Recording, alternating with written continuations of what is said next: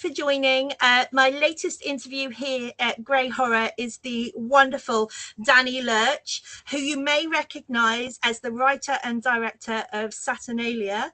How are you, Danny? I'm great. Thanks for having me on the show. I appreciate it. No problem at all. Thank you for taking the time. It's really appreciated. We wanted to start, first of all, by finding out a little bit more about you as a filmmaker.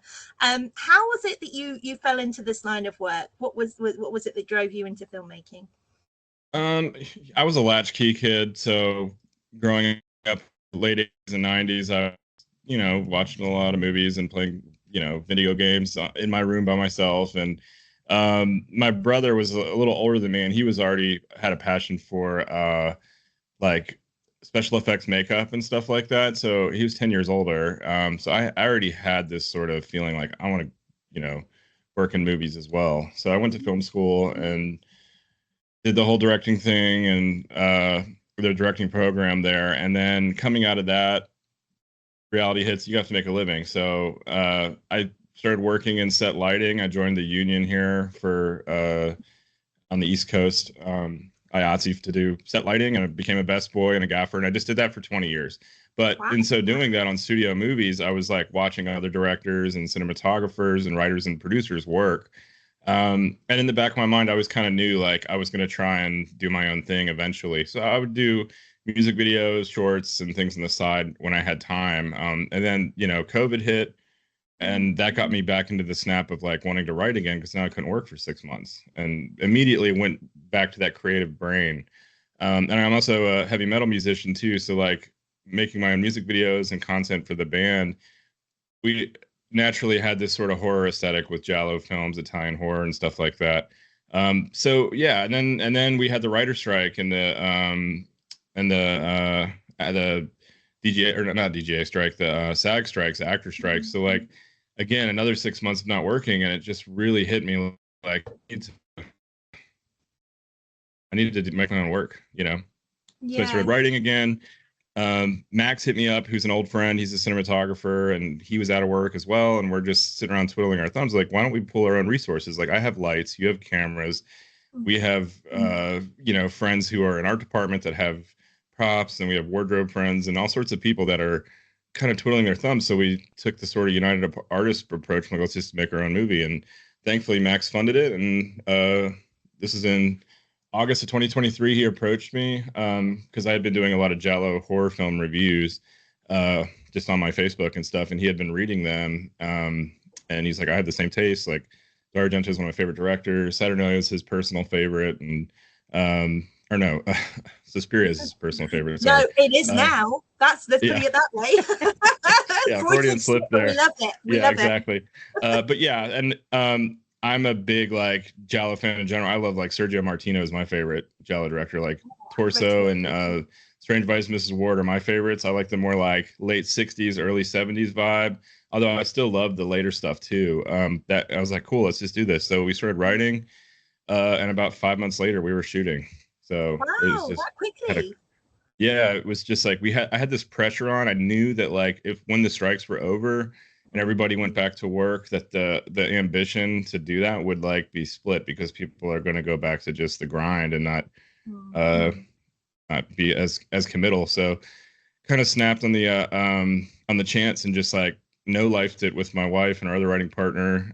We hung out in our room here, in this room right here, and just wrote the script in 3 weeks, got a draft done in 3 weeks, and then we continued writing up till production. So we had like 5 months to sort of polish it. But that's kind of the long version of it, I guess. So that's insane. It's such a quick turnaround as well, from going in with an idea to effectively being shoot ready. Did you come across any challenges in that process, or was your goal with the strikes and everything to get it done in that tight time frame? It was a challenge because, like, I mean, we were writing for 3 weeks, like I would say 12 hours a day, because I wasn't working, so it was a lot of work. It turned into my full-time job. So that it was challenging, but like I said, like that was the first time I had been given an opportunity like this, where someone's like, here's a budget, I have a location, write a story around it. And fortunately enough for us, we had this beautiful location. They had a 3D tour you could take on their website. So like when it came to like figuring out the geography and stuff, like it actually made that pretty easy. But yeah, it was hard. It was just like I knew I had a time crunch and I had to get this done. Looking back now, obviously I wish I had like a year to like really get it ready and get the script exactly where I wanted it. But you know, you learn a lot in the process. I wouldn't probably change a thing now. I've learned a lot of lessons, and I'm just hoping to get a chance to do another thing. But yeah, I don't know. I'm trying to think of like a particular scenario where we had some trouble. I know we like once we got there, it was like there was some location issues. We had another location when we had to shoot the cistern. Like we had the scene where this characters gets hung up, and then we were told that the stunt team couldn't rig from the ceiling, so we had to bring our own structure in to hang from. And then as a result, we couldn't get as wide as we wanted. So yeah, there was some issues that come around, and you just never know until it happens, you know. But to be quick on your feet, you just have to think of solutions and try and make it happen and be ready to pivot, especially on independent films. We don't have the resources and time that a studio production does. So it's you just have to be amiable like clay, I guess, and just try and figure it out. So. Yeah, and I think as well, to speak to that, it's almost as you say, it's like a blessing and a curse. But the joy of it is actually thinking of the cuff sometimes spurs more creative decisions that you wouldn't have thought on at the writing stage, right? You're going, actually, this could work better. Right, for sure. For example, to spin off what you just said, like the scene where Miriam is in her dorm room after her roommate doesn't come back, the camera's spinning around and we see different vignettes of her. And that was just like, we had all these like, I don't know, 8 shots, 10 shots planned of her doing little things throughout the room. It was sort of a time lapse situation. We just didn't have the time to do it because we had like a day and a half to shoot 17 scenes in that dorm room. Wow. So it was like a lot. Yeah. So what Max did, and it was totally his idea, like, let's just spin the camera around and have her do different things. And then our editor and some clever VFX work was able to kind of merge all those together and splice them all together to get these like interesting movements and stuff.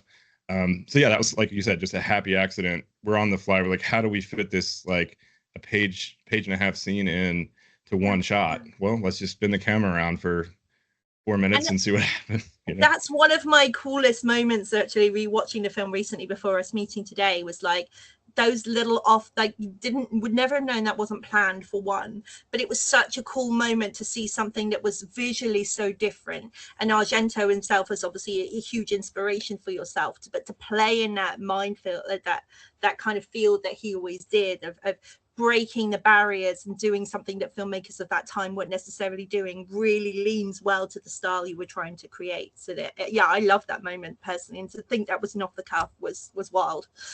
Yeah, thank you. I mean, it's just, again, I can't even take credit for it. It was Max, our cinematographer and executive producer. He's got the experience, and he's like, well, what if we do this? And I was like, that's great, because if you notice too, the camera is moving clockwise, and time is the theme of the movie, because you know, Saturn is the god of time and old age. So like there's a couple scenes where the camera is moving in a clockwise motion, and I don't know if people pick that up. I don't want to have too many spoilers, but so that was just like kind of fun to play with. And yeah, definitely one of it's going on the reel, you know, it's going on the director's reel, and I'm sure on Max's cinematographer's reel too. So yeah, it's fun to just riff and try and be creative in the moment. And that was kind of our motto too. Like, okay, if we don't have the time or money to do something we plan, let's try and do something either simpler or more elegant, but like more interesting. Like, how can we make it weirder, more interesting? And that was one of those. So. Yeah, definitely. The more, as you say, the more weird and interesting moments you can put in your film, the more kind of moments that sit in the audience's minds. They're those takeaways. It's not, you know, always the play-by-play kind of moments. It's those little standouts that you're like, oh, it was only 10 seconds in the film, but my God, was it a great 10 seconds, you know? Right. And then awesome. Can you remember like anything about your first screenplay as a writer? Can you tell us anything about that experience or what that was? Let's see. My first screenplay as a writer, I guess, I mean, I wrote some shorts in college. I guess I can do one. Was called The Chateau. It was a World War II script about 2 paratroopers who get stuck in a French house on D-Day without any weapons and all this stuff. And that was fun because like that was my first sort of like foray into like really starting late into a scene. Like it almost feels like the end of another movie, and then it leaves early, and I was always kind of, it taught me a good lesson. It was just a little 5 minute, but it's probably the best thing I did at film school. Everything else was like, it was like my first thing I did when I was there, because I didn't know anything, but I was super like driven and had a lot of ambition, and I didn't know what I couldn't do, so I just tried to do everything. But yeah, that was fun. And my first feature, I did a comedy film called Band of Brosis. Actually, it was about World War II reenactors, another World War II theme. I was stuck on that when I was 20 years ago. But since then, I've written a couple horror films and stuff, and we've had, I think I've got 7 or 8, in the locker that are just kind of like ready to come out. We just finished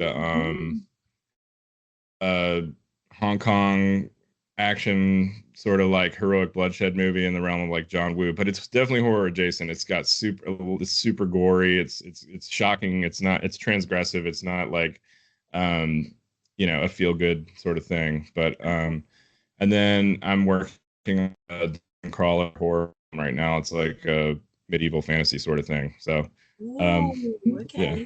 That's having a real moment as well, with the remake of Deathstalker, which is doing so incredibly well on Shudder. That's having a real moment. So hopefully you strike some success there with both. I'm definitely interested in the martial art one though. Like, yes, I love that stuff, like John Woo, and not just him, but I love like all the not just heroic bloodshed movies, but I love kung fu films, Shaw Brothers, Golden Harvest stuff. I've got, just on this wall above me, I've got Martial Club and a bunch of posters and stuff.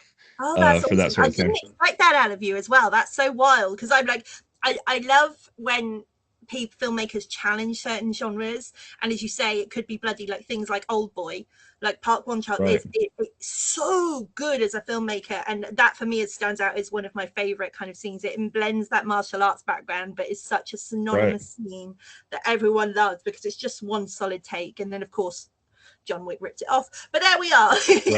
But I love those moments, that was great. Oh yeah, I mean, there's another film, and I'm here to plug my film, but there's another film that's coming out called The Furious, which I cannot wait to see. And that just looks like burning a memory right here. It's in there. I'm so looking forward to that, and I love that stuff too. I'm a genre junkie. It's not just horror, sci-fi, and fantasy, and action, but for action, like once I really got into Hong Kong and Asian cinema, I really started feeling like American stuff wasn't, or Hollywood stuff in general, just didn't have, at least in the 80s and early 90s, just unless it was like a Terminator or something, it just didn't have that same like intensity that some of those other movies had. So I really fell in love with that stuff, and I've really been in love with Hong Kong action and Japanese sort of martial arts films and stuff since I was like in high school, and it's always been in the back of my, it's my second love to horror for sure. So wow, yeah, I'm definitely excited to check that out. Then that will be next on my list. I'll write down after this interview, so I'll be watching. Great. Great. And so when do you think there was ever a moment that you thought that actually horror was going to be your lane? You said you kind of blend genres. When was it that there was a definitive moment that you felt like, actually I could really feel at home in this space? I think it goes back to being a kid. It was probably watching like George A. Romero's Dawn of the Dead or Night of the Living Dead. Those were some of the first. I mean, I already liked horror, and I was curious because my brother had all those posters in his room and stuff, and he was into that, doing special effects makeup. So it was always in my peripheral. But those movies, like, I discovered on my own, and they just had that social commentary element that tickled my little 7, 8, 9-year-old brain. However, I was probably too young to be watching, but I did. And even though they were shocking and gory and stuff, I knew there was something else going on, even if I couldn't maybe articulate the social commentary of those films at the time. I became obsessed with that stuff, and then it's just always been there. I mean, I've always had a huge love for horror, and I knew that if I was ever going to make a feature, it would probably be my first type of thing. It's not all I want to do, but it is a space that I feel totally comfortable in, and if that's all I did for the rest of my career, I'd be totally cool with that. Yeah. So. And I think that leans wonderfully when you say that's not necessarily the genre you want to sit in as a filmmaker for the rest of your career, but I think it's a great genre to be in because it's so free in creativity that you could lean so wonderfully into blending so many other subgenres into it that it's a free for all, right? Horror, that's the joy of it, I think. Yeah, and for sure. I mean, even if I did an action film, I would want to make it really shocking and disturb people. Like the way that I felt when I first saw the first RoboCop, like when Murphy was murdered in that movie, that gave me nightmares as a kid. So like if I did an action film, I would want to have that same visceral level of gore and violence. Or a fantasy film would be grimdark. It would be something in the same vein. So I don't know if I could ever say I wouldn't be in the space. Anything I'm going to do is probably going to be horror adjacent, or at least have some type of social commentary or something clever going on. So. And who is it who inspired you as a filmmaker? Are there any core inspirations that you take with you? Who inspired me? Oh, that's such a. I guess it depends. I mean, let me think about that. I guess, getting back to Romero, I really like how he is this sort of regional filmmaker doing his own, or was doing his own thing in Pittsburgh. They were making industrial films and commercials and stuff. And I think that's why The First Night of Living Dead had such a sort of verite feeling to it that worked, because it felt like they were shooting on the same cameras that they shot like industrial films and news footage with. So it had that like documentary feeling. So he's was the first that really got to me. And then it was, of course, discovering the Evil Dead films and Raimi and all that stuff, where just seeing like, wow, these guys did it. They went out to a cabin and just kind of made a movie, and they continue to do that. And so there's a lot of steps to it. And, even now that I have a film that's out and people can go see it and it's played at festivals in another country and in New York City and stuff, like I still get imposter syndrome about it, even though I've got 20 years experience, like at least working below the line in this industry. So yeah, it's hard. I take my inspiration from anywhere I can learn. I mean, sometimes I'll be on set and I'll see a producer do something that's really kind or great, and I appreciate the way they work. Or I'll see somebody do something that is not professional, and I learn a lesson there. So I'm like a sponge. Any day I'm working on a movie or commercial or whatever it is, I'm trying to pick up craft and technician stuff that makes me better as a filmmaker. So I don't know if I can credit any one person, but I think getting back to Romero, it started with that. And then just getting into like the Giallo stuff. Obviously it was Argento and Fulci and Sergio Martino and Bava and all these things. And I really got obsessed with that stuff for probably about 5 years. And that started with the heavy metal thing, because I wanted that, switchblades and leather gloves and masked capers and stuff to be sort of our aesthetic. Because I love heavy metal, but it's whips, chains, and swords have kind of been done a lot, but I hadn't seen too many bands doing that. Maybe one band called Vulture from Germany. They had a Giallo themed music video that was really cool, and then we did a Giallo themed music video. So yeah, it just kind of, I don't know. I'm always like looking to discover new things, and I get obsessed with the genre for a while, and then I kind of exhaust that, and then move on to the next thing and try and learn things there. So hopefully that answers your question. Yeah, no, definitely. Yeah, no, and I love it because it kind of, these questions are opened up to the floor, and then you never know where the answer is going to take you. So I really love that. Right. It's great. And it's such a hard question as well, because there's never one core inspiration. As you say, anyone in a creative industry is going to take from everything. And if you're not learning, you're not developing, then I think you've hit your end effectively. So this is great that you're developing, and it's it's really wonderful to see you're getting inspiration from other sources. The regional filmmakers, oh sorry, one more thing to put on it. Yeah, the regional filmmakers are the ones who definitely like got me kicked off on it. Like, I can do this. They did it. I can do it with my friends. We can pull our resources and make a movie for what we have available to us. So, sorry, go ahead. Yeah, no, that's fine. And I was going to say that actually speaks really wonderfully to where I found myself in terms of reviewing, in terms of like supporting independent filmmaking. You hear that quite a lot because you're kind of almost capped. You don't have the board of exec producers with their seemingly unlimited funds to make these big budget films, so you work with the means that are available to you, and that often breeds a greater level of creativity, and you're not stifled as much. So it's really wonderful to hear, definitely. And you mentioned your imposter syndrome earlier. I don't want to bring up too much about that, but like, can you recall a moment where you really feel that this started to feel like a career for you, where there was there like a breaking moment where you're like, oh god, this could actually be a real possibility?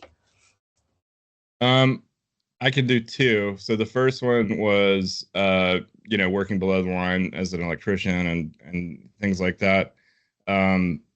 I'd been doing regional commercials and smaller shoots. I think I was even doing like wedding videography and editing and just whatever gig I could take. I was doing live event camera operation stuff for horse race tracks and UFC fights and whatever I could get. Oh, cool. But it wasn't until I picked up a gig on a Spielberg film and I was like, oh, okay, I can get my union card and I can do all this stuff. And I worked on Lincoln.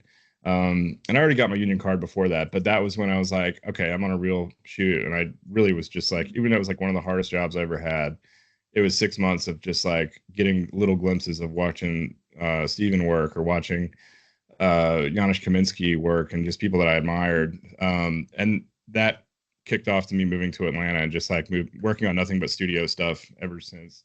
And then, but even since then, like I've worked on independent films with friends and like taking lower paying jobs just to like, oh, I'm going to help a homie out or whatever.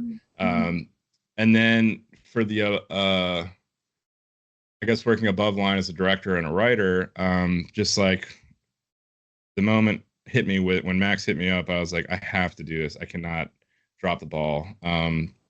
But when I went up to Richmond back home where he lives and where we shot it, when we had that first location scout where I went to the to our location and saw it and I was walking in the front door, and that's when it hit me like, we're gonna do this. This is definitely happening. Even though we had been talking about and it. What a front door to walk into.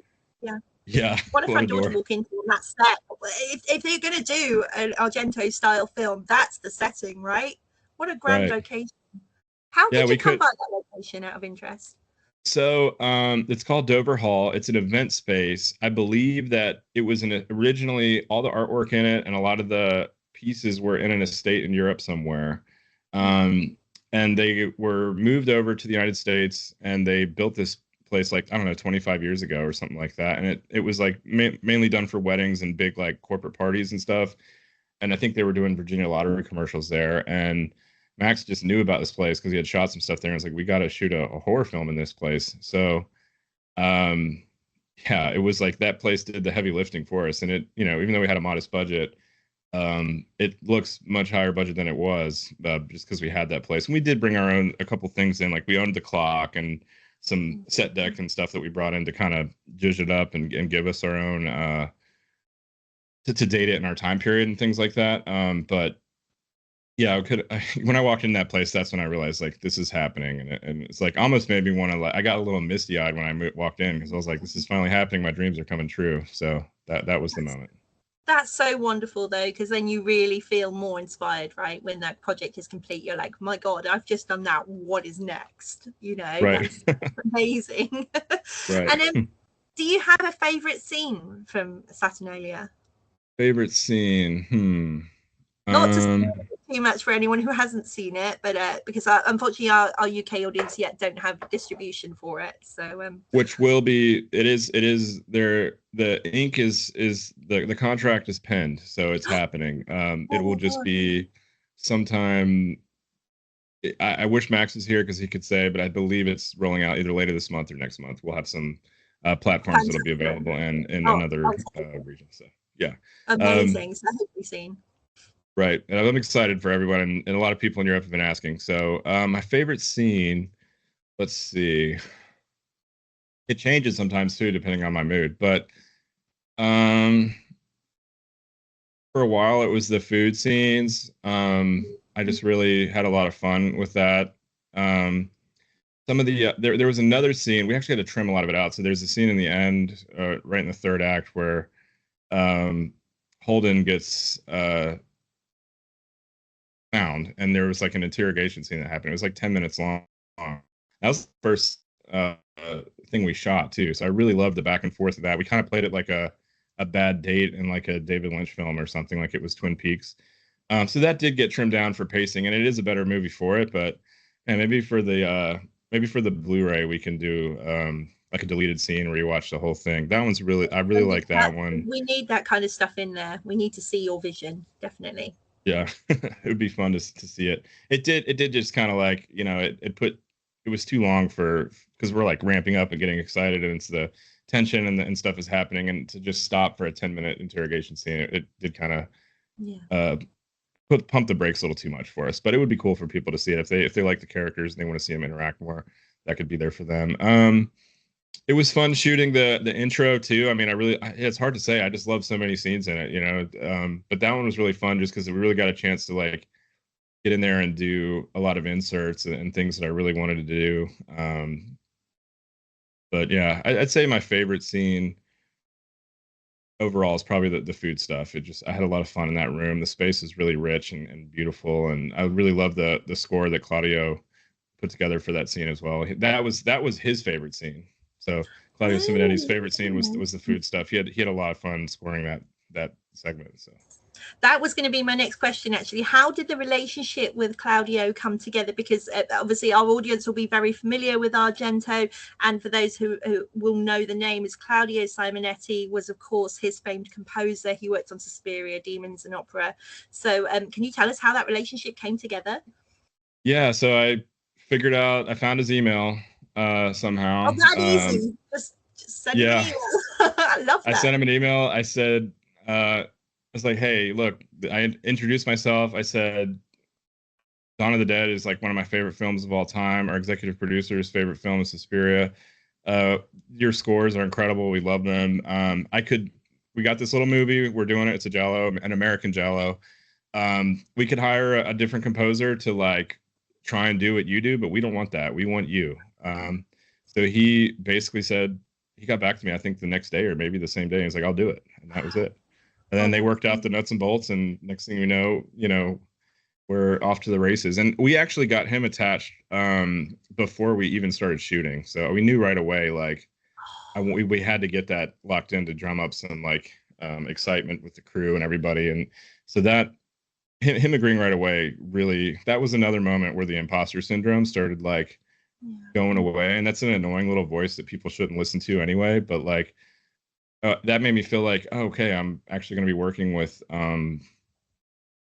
somebody who's got like this incredible resume of amazing films. So many top 25 films that he's scored are, in my opinion, for horror are there, and another one too was like, and not to get off track too much, but we were doing the casting call, Ken Foray from Dawn of the Dead. We reached out to him. We couldn't afford him, and we were like a non-SAG show or whatever, but he called me on the phone and we talked for like 15, 20 minutes. And just to, even though we were talking to his agent, it didn't work out. Like, we've maintained like a casual talking back and forth on social media and texting even sometimes. So that was another moment where I was like, okay, I'm a director. Yeah, that makes sense. That's amazing. You just casually drop in Ken Foray into a conversation. You've hit a level. That's amazing. Yeah, at least in our circles, like that's like, to me, I'm much more interested in talking to people like that than like somebody who's in some Avengers movie or something. Not to knock that. That's cool that people like that thing. That's but like, great for their lane. But this is an enclosed club that But right. I had the same thing. I had a moment with Alex Winters, who was Andy and Chucky, and at a recent convention, and it blew my mind that he was even open to talking to me. And I'm just like, I'm just a consumer of this market, right? I've been a lifelong fan since the age of 6. I'm now 42, but like I'm a lifelong fan of that franchise, and to have somebody at that level that I hold on this regard to have a conversation with you, it just still blows my mind. It's they're busy. They're taking time out of their day to gab with you, and it's great. And I would just say this to anybody who's watching or listening. Just like, don't listen to that little imposter syndrome thing, because I wouldn't have made this movie if I listened to that, because I was even doubting myself on like writing my horror reviews, not even for like YouTube or anything. It was just for my personal Facebook and Instagram, where like I just wanted my friends to appreciate some of the movies I loved. And I was like, no one's going to want to read this. And if I hadn't done that, Max wouldn't have known that I'm a lover of this stuff, and it wouldn't have happened. So just don't listen to it. Obviously, don't be the victim of your own ambitions. Also, like, ground yourselves and try and understand what you can achieve with what you have available to you. But just like, you'll never know what you can achieve until you just try it. So I will say that actually that's probably the most impactful thing I've heard in interviewing in the last 6 months. So personally, I've only been doing this properly since January. I set up my Instagram as a forum, moving across country, not really knowing anyone, certainly not knowing anyone who was into the same stuff. My partner doesn't enjoy horror. and I just use it as, again, like you, like a platform to just throw out my thoughts about what I was consuming. I happened to review something that was free on Alta, that a director picked up, and they were like, oh god, I'm at a film festival, do you want to review this? And then here I am, I'm talking to people internationally about film, and I'm just a consumer. Yeah. I'm not a professional in any regards, and I'm putting together my own film festival now. It's wild, but I'm like 6 months down the line, here I am. And as you say, like, if I am a real sufferer of imposter syndrome as well, I think a lot of us are, whether we choose to admit it, acknowledge it, or even are aware of it. But it's such an important thing to highlight, that like actually you have to trust your gut sometimes and really go for it, because what have you got to lose?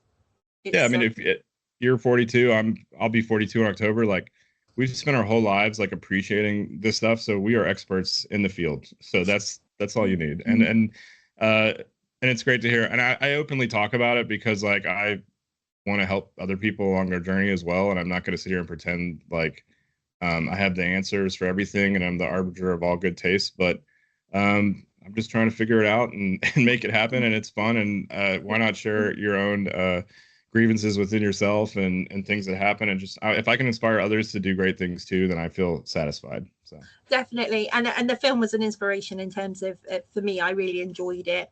Thank you. Selfishly, I love the color palette. I'm obsessed with anything doused in neon. I'm all over it, especially in the horror space. I love that. Right.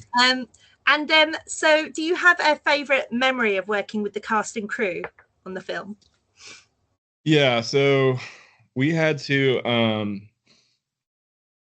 I think we had 1 or 3 scenes that it was 3 scenes we had to condense into one. It was particularly troublesome because we had 3 different locations. We had to cut it down to one scene. And it was the scene where Miriam and Holden are outside in the courtyard where they're with those lined trees, and she's talking about how she was essayed and all this stuff.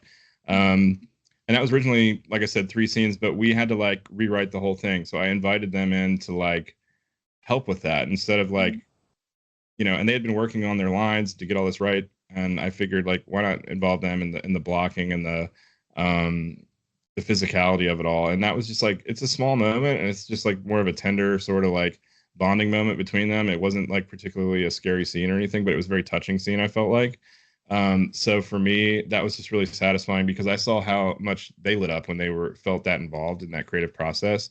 And I think Dante, who played Holden, like he said, that's his favorite scene because that he was so involved in like helping rewrite that and make that work. And we were able to get it in just like, it was like a half day of shooting we turned into like 2 hours, and it was like 3 shots or 4 shots instead of like, a big thing. So again, like having to pivot and then come up with creative solutions, and then you end up like making something better than you thought you had, So that was like probably my favorite on set experience. There's a lot of them though, like funny stories and stuff. Like Daryl, who played God Saturn, like he had these contacts in that the full sclera blackout things, and he went full method and didn't talk to anybody the whole day when he was playing Saturn in the end, and like he went blind for a day because of that. Because you're supposed to take those out and let your eyes rest, and it started reshaping his eye cone, so we had to go to the hospital.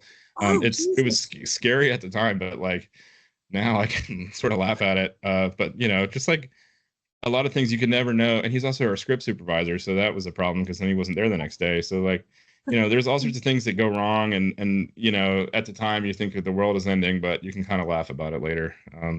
You learn a lesson. Like if you're going to use full contacts, bring in a specialist who understands how that stuff works, because it's not worth, like, I don't want to hurt even a fly for my movie, No, and I really struggle with everyday lenses. That's why I'm forever in the big glasses. Like I can't. It's too much. Yeah. Forget those big rugby ball stuff, American football shaped. There we go. Talk to the right audience. What can fans expect? Because obviously Saturnalia is going to be coming out, as you say, hopefully this next month or so. What can fans expect from the film? I hope that they can get an American's take on a beloved genre. Obviously, it's not the same social conditions that the originals came out in, so we had to approach the subject with like a different sort of lens. But if you want to see someone's take who loves this stuff and tries to tell an original story, we take a lot of the conventions of Giallo, which is like very logical. There's almost never a supernatural element, with a few outliers like I'd say The Psychic or like The Eyes of Laura Mars. Mm. But I wanted to like pay homage to not just Giallo films, but like Italian supernatural films and other exploitation films like The Beyond and some other films. So it's not just that. And there's even a little Police Attaché stuff that inspired me as well. So yeah, just like come in expecting a modern take on a classic formula, and we break a couple rules and bend some rules that maybe weren't broken before. So yeah, and I think that those rules that are broken work to this favor, because it's not people coming into it blind may expect a certain vein. Yes, it's an homage, it's inspired by, but it's not a remake. It's your own interpretation of that style of film, and that's something that people should come in with an open mind and really yeah, we welcome wanted choices. the goal. Thank you. The goal was to make the patina feel like familiar, but like to have a story that stands on its own 2 feet. And I wanted to see. I don't want to get into spoilers too much, but I wanted to be inspired by not just film, but also like mythology and this Goya painting comes in, the Birth of the Son of Saturn, and Roman mythology too. So like I was, a lot of cult horror particularly gets into some pagan stuff, some Christian stuff, but I'd never seen it really like on that Roman mythology level. So that's kind of where we went with it. And that's about as far as I want to go into that without spoiling the movie too much. Yeah. No, that's really cool. Being inspired by that. Yeah, I was going to say that's really cool that you speak to the mythology thing, because my name is from Greek mythology, so I'm really here for that. Like that speaks to me as well. There's a lot in common. This is really cool. So I'm going to switch veins ever so slightly, because I'd be remiss if I didn't speak about your music. You mentioned a few times your band Crossed Hearts. How did that all come together?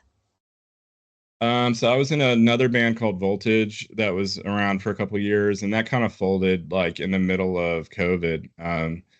And I was left with my other guitar player, Alvaro Garcia.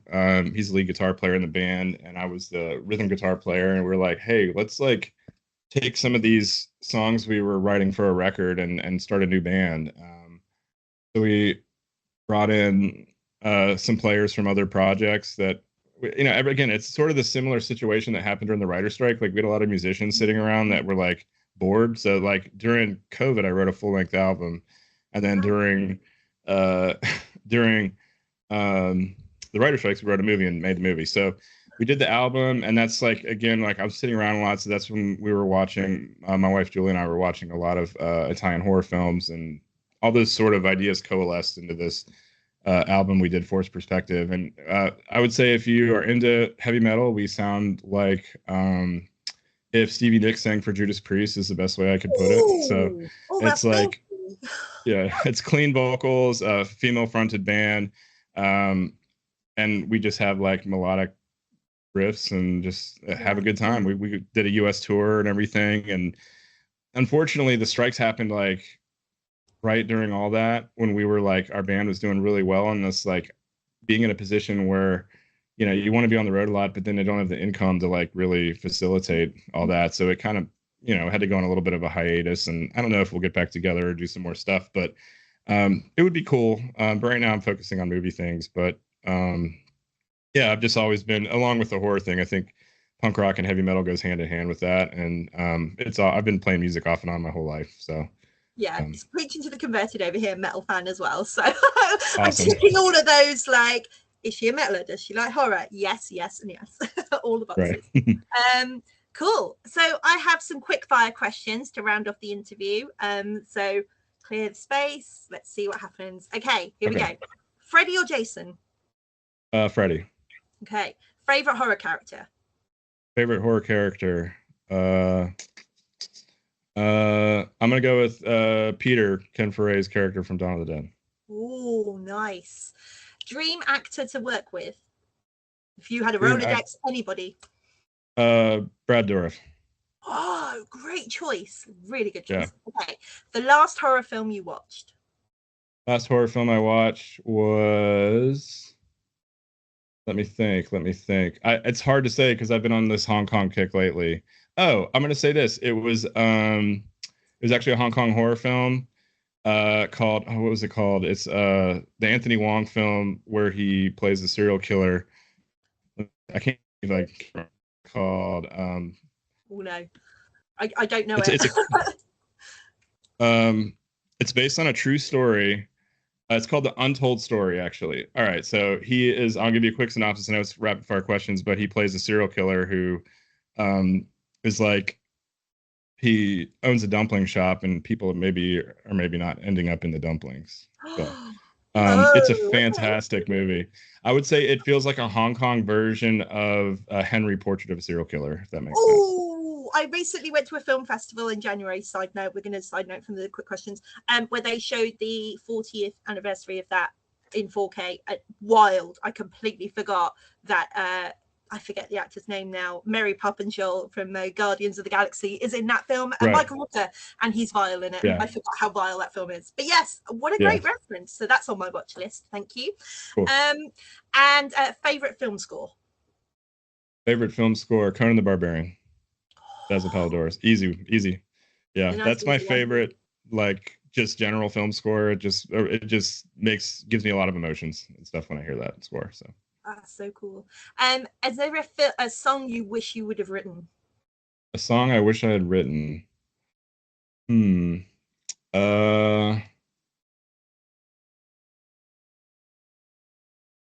Yeah, probably.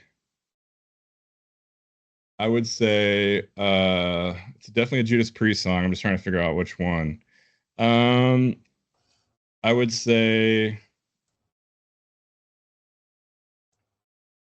yeah, that's a hard one. And it's like, which album would it be? You know? Yeah, right. For I me, guess it's always it would. Painkiller. Painkiller sticks out for me a mile off. Painkiller's good. I would probably go a little further back to let me see what's that song called? Sorry to bring up my computer here. Oh, you're all good. My brain's in horror mode. I would probably do Reckless by Judas Priest. It's off of Turbo Lover, which is not everyone's favorite Judas Priest album, but Reckless was written for Top Gun, so it's a little bit tougher of a song for that record. And it didn't get used. None of the Judas Priest music got used for that movie. So what a waste. Yeah, it would have been a much better movie. We could have had for Top Gun what Queen did for Flash Gordon had they used that. Absolutely. It would have been wonderful. So wasted the opportunity if you ask me. Yeah. Okay. And is there a film you wish you could have made or a film you'd like to remake? Yes, the film I would want to remake is Wait Until Dark with Audrey Hepburn. That would be that movie is got one of the best jump scares of all time. One of the Rook or the I think his name is the Rook, or I'm trying to remember what the name of the bad guy is in that movie. It's just such a creep, and the story is contained to just even I think it's even been done as a play before. But yeah, that would seem like a fun movie. I think a lot of people aren't familiar with it. It's already like a masterpiece, so I don't know that there's anything I could add to the table there. But I think bringing that into a contemporary setting, there's something about a blind person being in an apartment and then having these people coming and going who are manipulating her and like her being vulnerable. That would be a pleasure to do. So. And if it isn't a play, it absolutely should be already, because it leans really wonderfully to that space. That's so cool. Okay, and is there a film that you would love to pair with a screening of Saturnalia? Yeah, if you were to watch Saturnalia and if it was doing like a drive-in or like a sleazy theater, I would like to pair it with Torso, because I think a lot of people don't know Sergio Martino's work as well. There's a lot of kills in that movie. The third act is the best third act of any. It'd be too obvious to like do another Argento movie. I mean, you could go like Blood and Black Lace or something for style-wise, but I think just giving somebody a little different. It also like takes place in a manor on the top of a hill, so like there's some type of theme there. And I just love that movie. There's this great sequence in that where the protagonist is trying to get out of this room, and this key is like on the other side of the door, and she's trying to push it out with like a fork or a knife or something, and she tries to catch it on this newspaper under the door. It's like a Hitchcock moment. It's so good. So I would say Torso. That's one I would pair with it. It's a great choice. Okay, and then could you screen for us a double feature of 2 films for us to get to know you? get to know me. Yes. So for my sensibilities, like I said, social commentary is my thing. I hate to reference Dawn of the Dead again, but I would do the con cut of that.